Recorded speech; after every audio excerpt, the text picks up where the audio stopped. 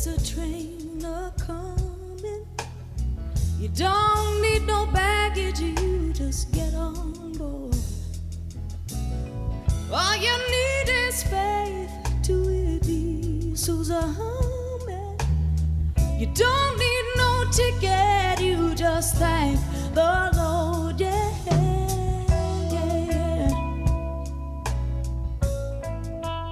All right, Happy New Year. Hey, it's 2024. I'm your host, David Fuqua, and we're getting ready to kick off a new year. Everything up till now was, getting everything worked out.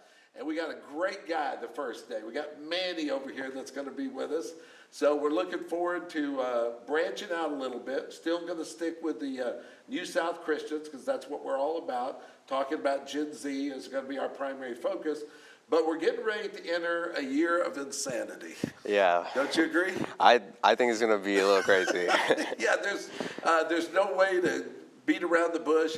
And religion always plays a huge part in that. And so looking forward to a new year. So we're just going to go ahead and get started with Manny. I'm going to let him introduce himself. Anything you want to share with us, etc. Go for it. So I'm Manny, or Emmanuel Leva. I go to Ball State. I'm right now doing the middle college program here. It's been pretty chill, like Ball State is way better than high school in my opinion. It's just better opportunities, But I'm really looking forward to this. So. Okay, all right. Well, I hope we won't depress. We won't do it. Yeah. All right. One of the things I guess I wanted to start with first. It's random things jump in my mind from doing this, but I was sitting there thinking, if you died right now, what do you think would happen to you? I don't know. I mean, from what I think, I would. Do you believe in heaven? Do you believe in hell? I mean, I don't know if I would go. I hope I go to heaven, but I'd probably be standing before God. Like He would be judging me. So that is definite for sure. Like I'd be standing before His judgment. So you do believe there's a judgment afterwards. Yeah. Mm-hmm. So describe. Do you have a description of what you think heaven would be or what hell would be? So let's assume you go to heaven. So what are we looking at? First thing I think about is like the pearly gates. So the visual, you got pearly gates. But okay. I've also just heard from my parents and going to church like the streets are made of gold and stuff like that. And so that I imagine it's like a very beautiful place. Uh-huh. And then hell. Everybody talks about how it's just fire. It's hell. Just burn up, right? Yeah. Just fire and hell. Yeah. So what do you think you do in heaven? Obviously we're talking eternity. There is no. Well, this week I'm going to do this. Next month I'm going to do that. But do you just walk around on the streets of gold? Do you do things? Do you think? I'm just curious. I'm sure it's just peaceful living. Probably feasts, partying, celebration, I'm not sure because you could think that you could party the whole time, but I'm sure there's some just more calm, maybe worshiping. I'm curious about, are you afraid of hell?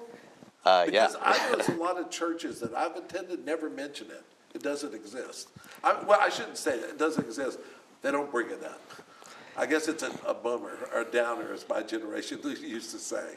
I think, I don't know why, because I just feel like, it's a part of when you're knowing about God and you're knowing about Jesus, hell is a very real thing, it's separation from God. Uh-huh. So I like watching this guy, I don't know his full name, but Cliff. Cliff? Yeah, so he just goes to college campuses and he just spreads the gospel, answers people's questions, seems like a really intelligent person. And I just like his explanations, but I think maybe because they don't want to scare people away from the church. Afraid everybody's going to flee out the back door? Well, tell me this, because I haven't had you in class, but I've talked to you a couple times. Right. You seem real interesting. So what's your background? Now, you're not originally from Middle Tennessee, or have you lived here a long time? Oh, I've lived here a long time. Okay. Yeah. Did your family immigrate here? Right. I don't know. Yeah, so my parents, I think obviously they were both born in Mexico, and they moved, they immigrated to California. I think they were both around the same age. They weren't together at the time, so like 16, 17, and then they met in California. So, Okay. we lived there. When I was born, I lived there till like I was 5 or 6. But then I've lived here for the rest of my life. So this so is far. mainly what you know. So well, then you might not even have a reference point for this, because this was called the traditional Bible Belt. I mean, Yeah. this is conservatives, So on issues like, we're talking about, is there a hell? Of course there's a hell. Yeah. And if I brought up LGBTQ, they're going to burn in hell. I mean, that's the hardcore, my grandmother, the old school, there were no questions, etc.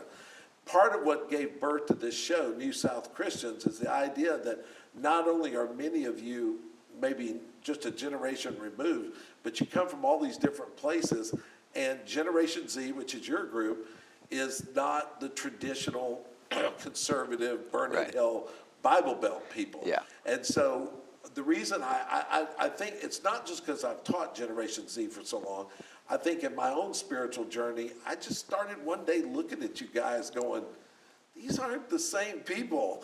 And not in a bad way, but Right. I started reading articles that said you're killing Jesus. Generation Z is killing God. Well, what do you say to that? I feel like the big part that plays into that, and like why maybe the older Right. generations like feel that way, especially here, is probably just because like everybody wants like kind of like social appropriation, like everyone to be accepted, everyone like should not feel uncomfortable, especially like with the LGBTQ, like that stuff has been coming up, and especially here, too. Everybody just wants to be accepted. No one wants to Okay. be told like, oh, you can't be this way, or else you're gonna go to hell. Well, let me ask you, because I've asked everybody that sat here. Everything that I read last night said that the number one reason that your generation leaves the traditional church is over the LGBTQ question. I got to be honest with you, even though I teach students, I teach economics, so it's not really my place to Right. lecture on gay rights and all that kind of stuff in class, for the most part. But then doing the podcast, when I read that, it really kind of, I don't know, I guess I had a hard time thinking I'd be leaving church over that one issue. So- Because not everybody's gay. Yeah. So I guess I'm thinking I have this small percentage of people that might have this belief, but it's kind of like the tail wagging the whole dog. Right. What do you think about So that? so they're questioning or I guess they're leaving the if church because does they're not accept in a loving way Yeah. LGBTQ, then they're not really reflecting my values that I think Right. you should have at a church. So what do you say? I mean, I guess it's really up to them, but like that's just like the What, are you values of gonna the church. leave the church that you go to because they interpret the Bible just literally? I mean, No, the way I read it was it said, they will not inherit the kingdom of God. Well, I don't know. Maybe I'm not a Bible scholar, but Right. that only leaves one avenue left. Yeah. And that's headed the other direction. Right. And I understand from teaching college and high school all these years, I've had many students that were, gay. I have no problem, enjoyed having them in class. I don't make any serious judgments, but at the same time, if I am a Christian, how do I navigate what's in the Bible to the statement of number one reason they leave the church? And I'm thinking, well, I don't know, you go to church, how do they handle the issue? I mean, Do all the youth gather up and they go, okay, we love you, but we don't agree with you, but we don't want you to leave? I don't know. yeah. I feel like you shouldn't leave the church because of that, but it's definitely like the biggest thing, like, or at least in my experience, like how I've had it preached to me is like, we should just love everyone regardless, but Yeah. like not love their sin. Yeah, exactly. Love thy Yeah. neighbor as thyself. I understand that, but I guess it just seems that you're connected. Your generation seems to connect to each other in ways where you're willing to stand up on serious issues, Right. even to the detriment, I guess, of yourself. Yeah. I don't know. I find that kind of fascinating because I don't deal with that as much as when I used to teach government. In that case, that I did. Well, which then brings me to another question. When it comes to women in the church, you're a young man. Some of the stuff I was reading last night, how your generation's going opposite direction. I think Yeah. you're dating, right? Yes, sir. So it's saying that the women in your generation are more liberal, more outspoken, et cetera. They're huge climate change, they're passionate about social justice, et cetera. But they said the men, your side of the equation, is more conservative you're not graduating from college like the rate this group is. You're not as open to this. In other words, it's like politically and everything, you're on two separate paths. And I'm thinking, okay, this is New South Christians. If you're separate politically and economically, are you also separate spiritually? Well, what does that say for the future of relationships? Well, it's funny because that's And tell me the truth, because I'm lost here. I'm out of my realm. I mean, that's pretty much like my relationship right now. Like, she's more, liberal, I'm more conservative. Okay. Yeah. All right. Because, I mean, I just think it's our background. Like, my parents are very conservative. So, like, obviously I grew up in that kind of household. Now, like, just kind of like nature and nurture, I still have the right in my own will to do my own thing, but that's just what I ended up sticking with the most. But yeah, I definitely agree with that. And I just feel like, I mean, it doesn't mean that like relationships are doomed. It's just like, people also have to learn to like grow and like, obviously if someone doesn't like meet, so people who probably feel strongly about like religion or something and want like, so let's say if it was a man who was more conservative wanted a woman also believes in God and like follows God, like there's no issue in looking for that kind of person, but that doesn't mean that like you should discriminate or hate on anybody else, or like maybe you date this girl or date a guy that is not really what you're looking for. I mean, that doesn't mean that you can't try to work things through or work it through. Well, but there were some quotes in here I think you might find interesting. I mean, they were pretty vicious. They were like 8 out of 10 women believe they've been sexually harassed, or not believe, state that they have been sexually harassed. Well, I thought that number was huge. 50% of men in your generation say they've been harassed. I don't know. I guess as a male, am I thinking, nah, not really. And then also it had that women, how strongly they felt on the issues that they had, like the Me Too movement, how all that has really affected. And that when they talk to men, they find in your generation they're lonely. They also find they're kind of disconnected from relationships, but they also feel like women just hate men. It's a hating culture. And I thought, well, as a young male, do you feel that? I don't want to get you in any trouble because everybody's going to be able to watch us or listen to it. Yeah, no, you're good. I mean, it's... I don't want to see you going across campus getting stoned. Yeah, my girlfriend's going to start, slapping me. The whole group was going to come out the middle college stone you into the truth.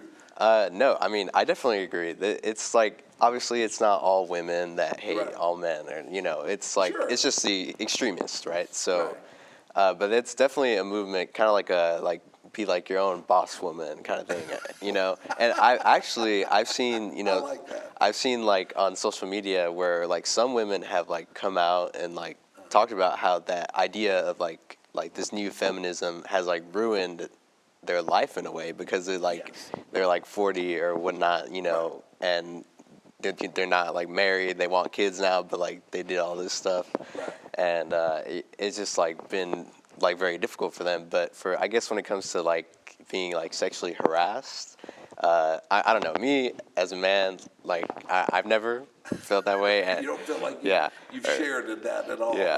But it is different. And something else I was going to roll into that before the Christmas break, we'd had a young lady on here talking about how women are fleeing the church, that they feel like, that interpretation that they can't be in authority over men or lead worship or whatever like that, that's misinterpretation, that's not true.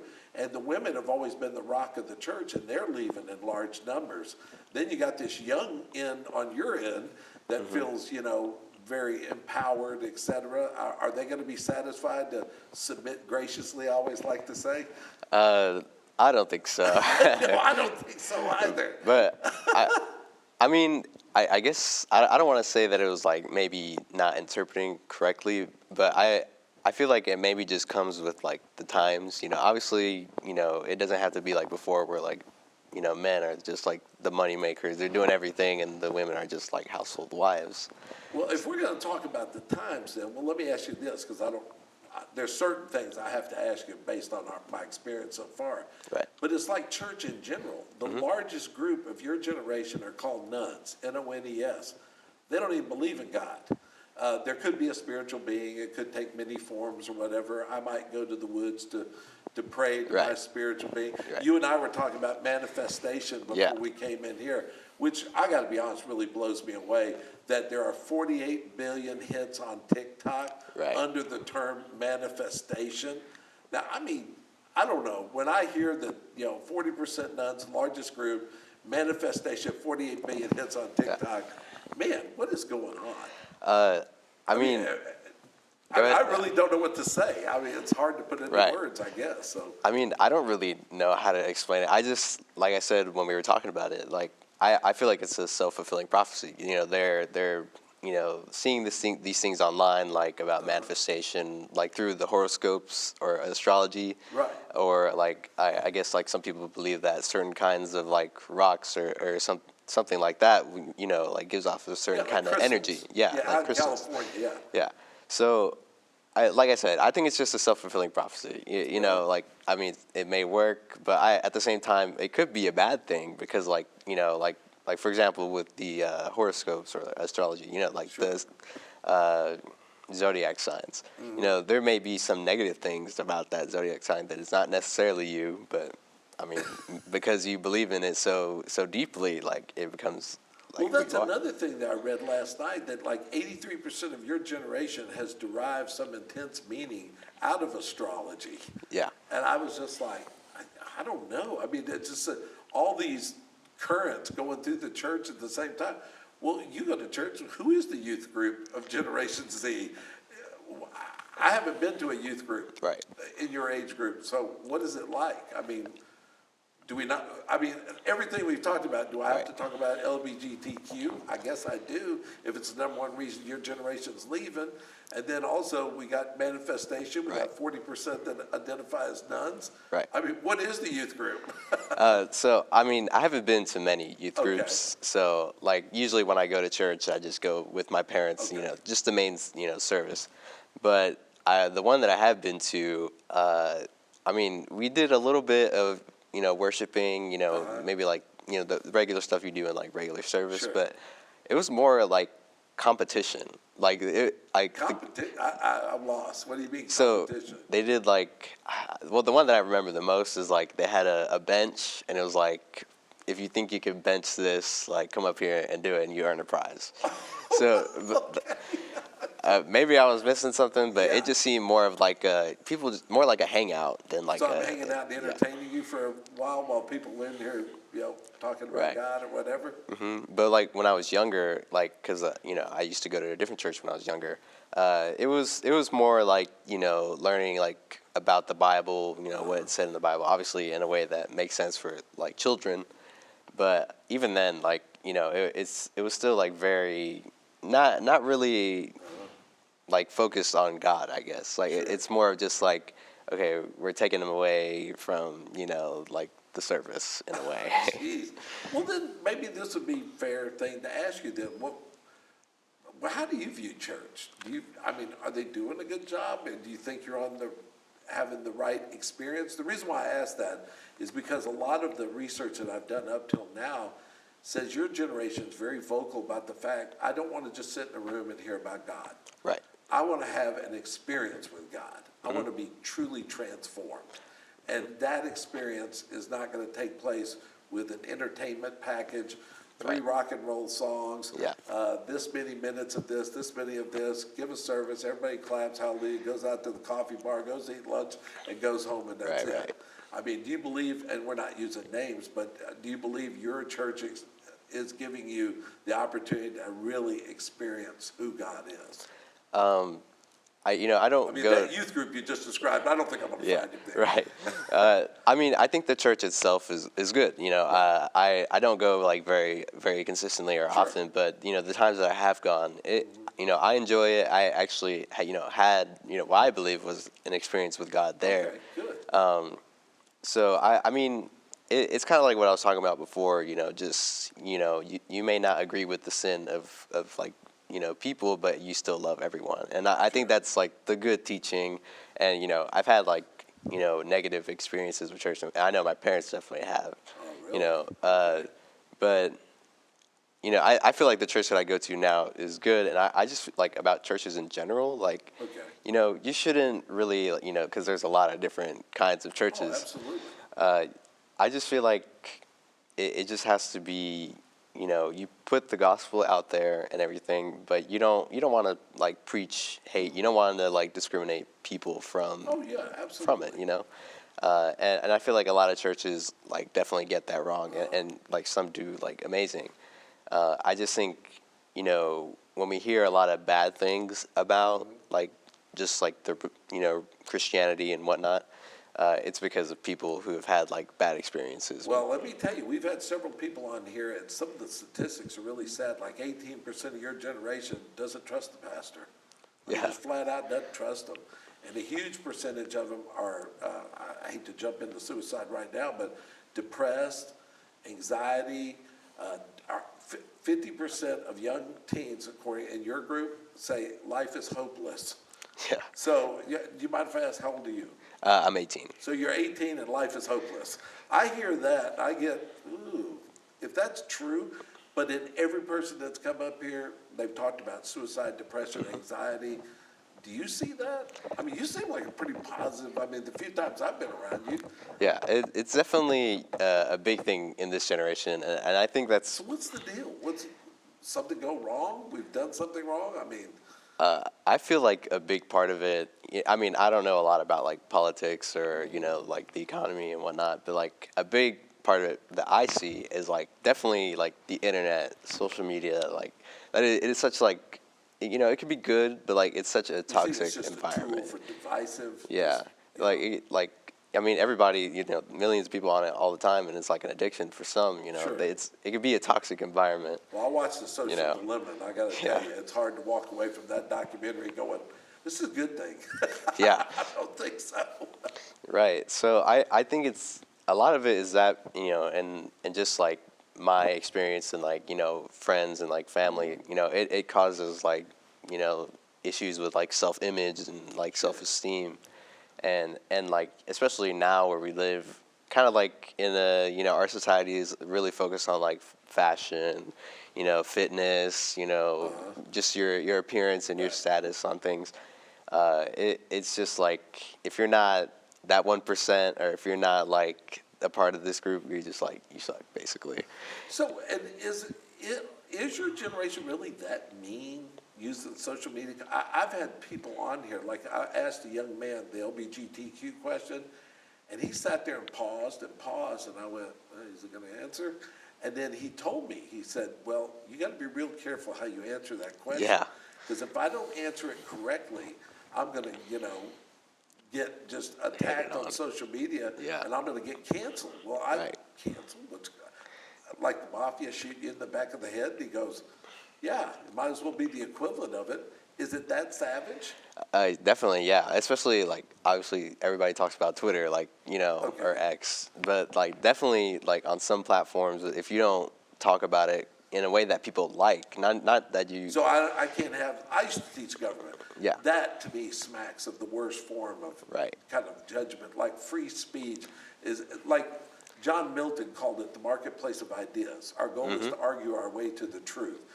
One of the things I've always thought that separates America from everybody else is the fact, like you look at the Middle East, I mean, they lead to such violent outcomes. And I'm not saying we're perfect, but in this culture, through comedians, through social media, whatever, we kind of argue our way and kind of come to a collective truth. But not anymore. Now it seems like everybody bashes anybody that has ideas that are different from everybody. And I'm like, that's what scares the heck out of me. Yeah, I mean, I the agree. religion part bothers me because I am a Christian. Yeah. But that really bothers me because what am I telling your generation? We're not going to have a fair and honest discussion about the future? Then where are we going? It can't be a good landing spot. No, definitely not. Like I said, it's just like if you don't, everybody's worried about acceptance, and if you're not talking about things like it doesn't have to be just specifically LGBTQ, but Right. just anything controversial that people feel like really strongly about it just like will make them angry, and especially like extremists will just attack you, and it's crazy. Like especially like big like But you're social eating media. your own. I mean, do you understand what we're talking about? Yeah. This isn't my generation attacking your generation. This is you feeding off of each other. Right. Do you not find that weird? I mean, because I always felt like when I was your age, the teens that I hung out with or that I was a part of, that was one of our strengths. Yeah. We were us. I mean, we didn't have social media and stuff, but I always felt like you felt comfortable in that group. I mean, I hate to be judgmental. I feel like I'm going into a viper den of the cobras, and they're like, well, here's this old guy. We'll eat him alive. You know, he's not giving the right answers, you know. Right. I don't know if I want to teach in that environment. I mean, I'd have to defend myself. It's like Some of the schools would be kicking me out the door every turn. So right. It's like they like a preach of open-mindedness without being open-minded. You know. Well, I didn't mean to go this way because I was thinking more the religious way. So I've got to ask you though before we run out of time. So we're going to have the craziest year coming in mankind in my time when it comes to politics. Right. Donald Trump, or President Trump, is definitely looks like he's going to be the nominee of the Republican Party. And then, of course, there's a lot of things going around that President Biden's going to step out and Michelle Obama's going to run. Who knows what's going to happen? They're both very old or whatever. And this is your first election? Yeah. Where you're going to get to. How are you feeling about it? Like I said before, you know, I don't know a lot about politics, but just but like it's coming. Yeah, just from what I've seen, like it's crazy, and it's like debates. They're not really debates, you know. Of course not. They're not debates at all. Yeah. So I just think it's gonna be crazy, and I wonder how it's gonna like work in the aspect of like religion because. Oh like, yeah, absolutely. Because you know, President Trump they call them evangelical Christians, got a huge percentage of those votes. I'm going to be honest with you. I don't understand. I've got friends of mine that claim to be Christians, and I talk about liars will burn in the lake of fire, and I'm like, yeah, but he does such good, you know, for this, and he got his people on the Supreme Court that, you know, hated abortion, but then he gets sued for doing horrible things to women. You know, we were talking about sexual harassment. He just lost a suit, damages $83 million. He's under several other lawsuits, and I'm like, how do you balance your faith in God and then this imperfect person running and justify him as representation of your belief in God? Right. I have a real hard time. I mean, I know I'm being a little biased now. I just don't see how you reconcile it. I don't get it either. So are we going to have two presidential elections? Your girlfriend and everybody else is on this group, the more liberal, 8 out of 10 say they were sexually harassed, et cetera.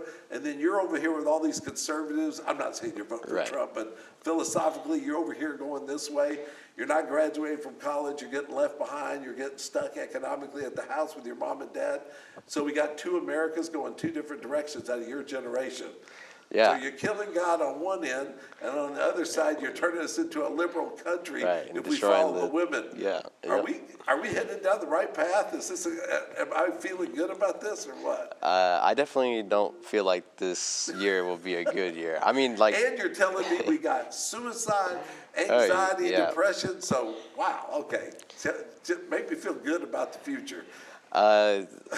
I wish I could. So you're telling me it's not looking good, huh? I definitely don't think, just like with stuff with like wars or like, I don't know if you've heard about that stuff about Texas, like, you know, at least from what I've heard, it's like. About the border and everything? Yeah. Wire fences and all that kind of stuff? You know, the whole thing. I mean, I could sit here and go over and over and over, but I don't know. Right now, I'm just thinking this is the first episode of a new year, and I'm starting to be depressed myself. Yeah. Should I be anxious, or should I have? Well, give me hope before we end. Well, tell me something, because I'm going to say a few positive. I hate to end on negative notes, and this has been great because this is nothing what I planned on talking about. But because you're a male, because you're at this focal point in your generation, I'm starting to think, you know, how's this going to affect potentially marriage? So let's say you marry this young woman you're dating, and you've already acknowledged she's the more liberal, the more open-minded. You're the more conservative. You feel like men are under attack for being men. I mean, is the divorce rate going to go through the roof and continue to go that way? Because let me tell you something I read this weekend about divorce that will blow you away. If you're 50 and over, it's doubled. If you're 65 and older, it's tripled. They call it the great divorce trend. So it looks like my generation's not doing you any love either. So where are we headed? Where are we going? Well, hopefully, you know. You're the New South Christian. Talk to me. Yeah. I mean, I don't know. It just seems like the world, you know, there's a lot of negative things, and I just feel like people just got to learn to have some growth. I don't know, like Growth. because I just feel like people are so stuck in their ways, like especially now, like more than older generations. But I don't know, like to say something good, I just hopefully people, I don't know, honestly, I don't know. Okay. Well, I had already mentioned this to you before we started, so before we leave, it said, this is a Billy Graham quote. He said, when we come to the end of ourselves is when we come to the beginning of God. Right. So is Generation Z the end and the beginning? Because there's a lot of stuff I read that says you're also the generation that's going to return us back towards God. So how could you be both killing God and also the answer to the future? Because you are. I don't know. I think there's definitely a lot of young people that are really like strongly towards the movement of God and spreading the gospel. But I feel like also in the things that people are saying that okay, this is killing God, we can see that. I mean, people like talking about like end times or something like the apocalypse. Like you can see that in there too, but that's like a sign of maybe God is coming back soon. Or Well, do you feel optimistic about the future? I haven't really asked anybody that. I don't know why I haven't. I think that's a bad idea on my part. I should have. How do you feel? I just feel like maybe it's the social media or whatnot, but it seems like there's a lot of crazy things going on, and it's just like all you hear is like negative things about the country, negative things about wars going on in other countries or whatnot. It makes me wonder like how things are going to look like just like in a few years, because I mean Well, we is don't it really okay? know. I mean, I know you're dating and everything, but you're 18. Do you want to get married? Do you want to have kids? Yeah. Are you the traditional, Right. male of the family, 2 kids?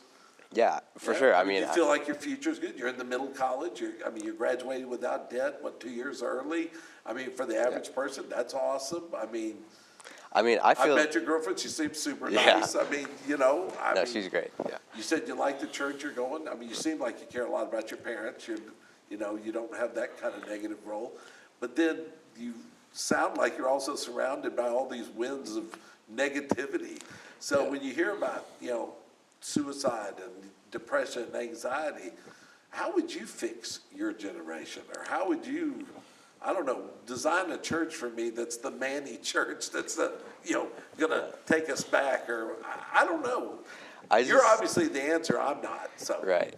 I just feel like we need something that will bring people, like give people hope in a sense, because there's so much like negative in the world, and people are getting distracted, and obviously I feel like people should believe in God and believe in Jesus. Like I said just before, I feel like preaching like we're accepting everybody, but like that doesn't mean that your sin is also right. Okay. I feel like that's the right way to go about it. And I mean, then again, just like God gave us free will, that's up to them. Right. So So will that answer keep you from getting stoned? probably not. Okay. Well, we're going to end on that. I just wanted to thank Manny for doing this because, like I said, it's the beginning of a new year. It's interesting. So do me a favor, if you see him around campus, don't stone him. He's a great guy. I think he's really nice, and I think we're probably in better shape with you. And I always tell people this, and I hope they don't think I'm just saying it to repeat it. We didn't meet by accident, because I haven't had you in class or anything. Oh, yeah. How did we end up being on this show together? I mean, I don't even remember. well, I mean, we met in like seminars, Yeah, with the exactly. middle college, but I mean, it It's just just kind of happened. shooting the breeze Yeah. and everything. Right. He just seems like a fine young. I think he is a fine young man. Even though I haven't had him in class, I'm sure he's a good student. But I don't know. The whole thing about doing this podcast has really changed me. And I tell people all the time. I've taught over 35 years. I've learned more doing this podcast, talking to you in 35 minutes, than I have teaching 35 years. But I can't understand why. I just think maybe it's definitely the classroom environment. People are just scared to speak up, So this is the last vestige of truth. But real quickly, do you feel like there's a wall of protection around you? because we're getting ready to walk out the door back into the herd. I mean, so here we'll have the truth, we'll discuss things, and we hope it's all better when we get out there. You know, I mean, this is definitely, it is just me and you in this room, so that probably makes it easier. But you can watch us on YouTube, you can listen to it on all the other social media, then gather your stones and wait for you. I mean, it might create some opinions. Absolutely. All right, well, anyway, thanks for joining us. We appreciate it. You know, take time to watch the other podcasts. And I'm working on a website right now. As soon as I get that done, if you want to interact, ask questions, comments, or anything like that, I look forward to it. So God bless you and have a happy day.